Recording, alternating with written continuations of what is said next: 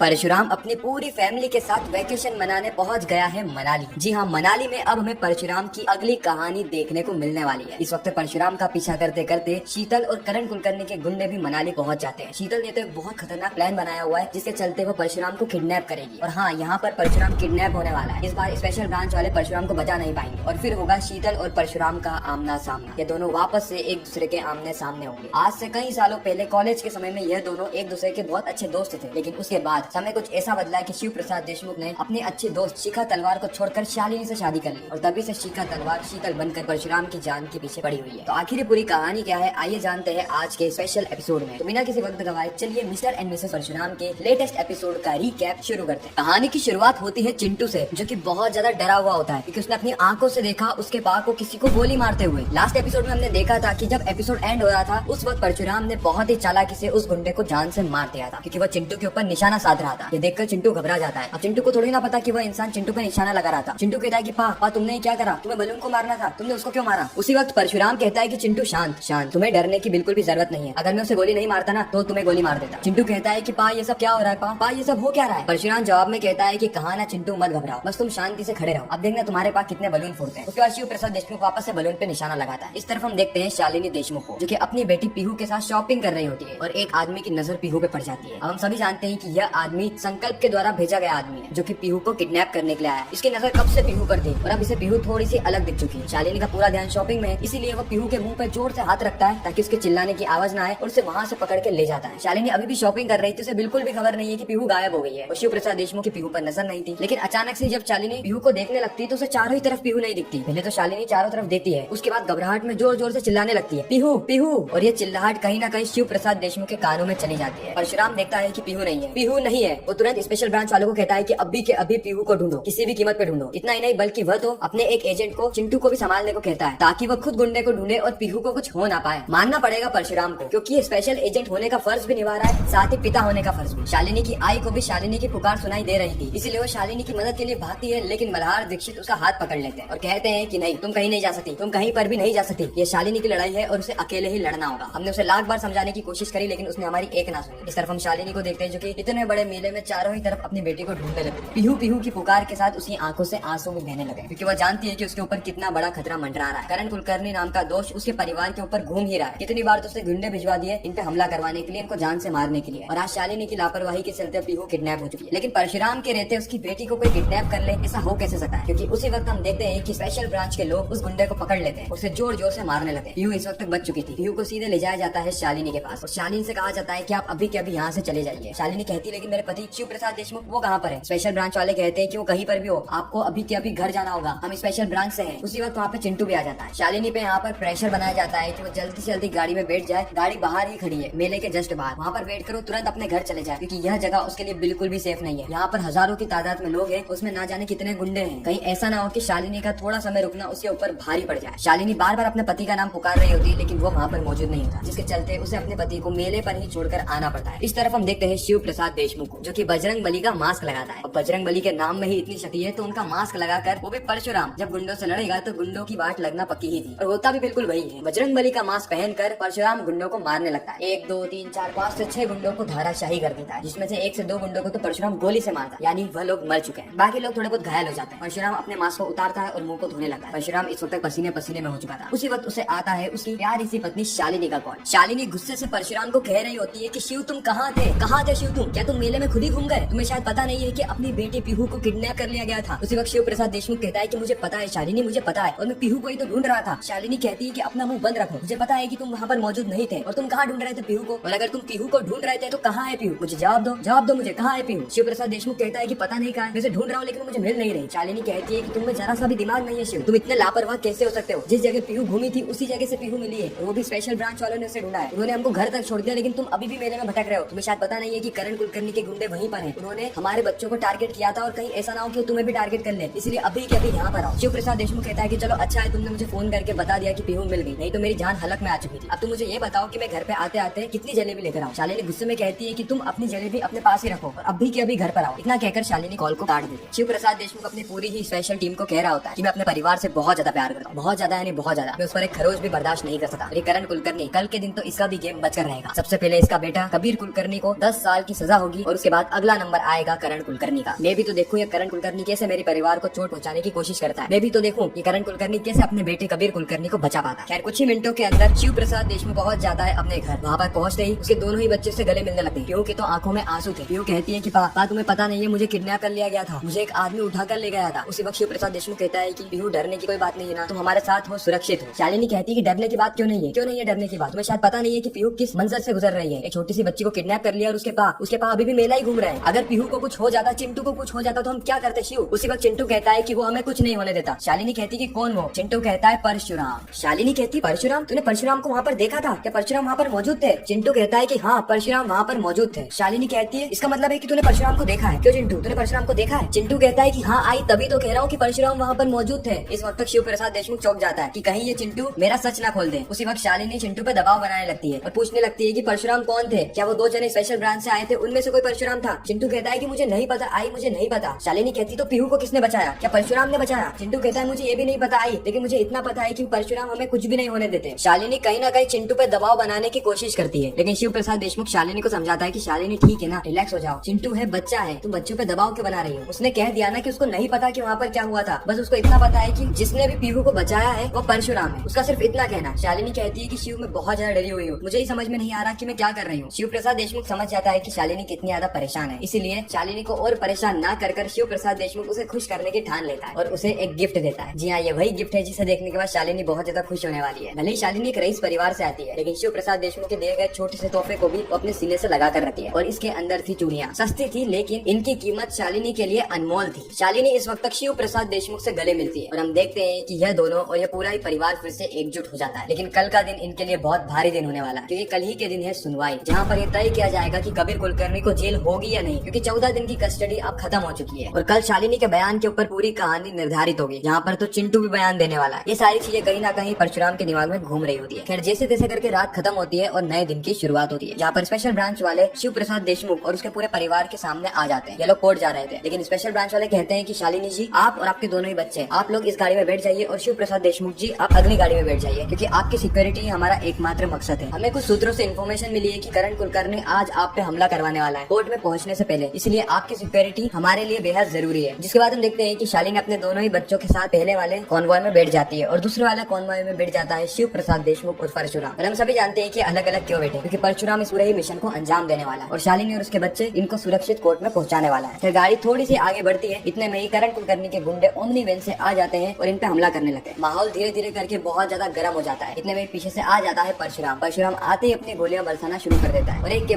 बाद एक करके सारे गुंडों को तहस नहस कर देता है, उन पे गोलियां बरसा देता है, जिसके चलते शालिनी अपने कन्वॉय के साथ आगे बढ़ जाती है और परशुराम सीधे फोन लगाता है अपने जानी दुश्मन करण कुलकर्णी को और करण कुलकर्णी को कहता है कि तुम्हारे भेजे गए गुंडों को मैंने मार दिया है, तुम्हारा एक मिशन तो अनसक्सेसफुल हो गया, अब देखता हूँ कि तुम और कौन कौन से मिशन को अंजाम देते हो, क्योंकि शालिनी और उसके बच्चे और शिव प्रसाद देशमुख किसी भी कीमत में कोर्ट पर पहुंच के ही रहेंगे। खैर इसी के साथ ही खूबसूरत एपिसोड यहीं पे समाप्त हो जाता है। आपको ये रिकैप कैसा लगा कमेंट सेक्शन में जरूर बताना। मैं मिलता हूँ किसी नेक्स्ट इंटरेस्टिंग वीडियो में, जब तक के लिए गुड बाय।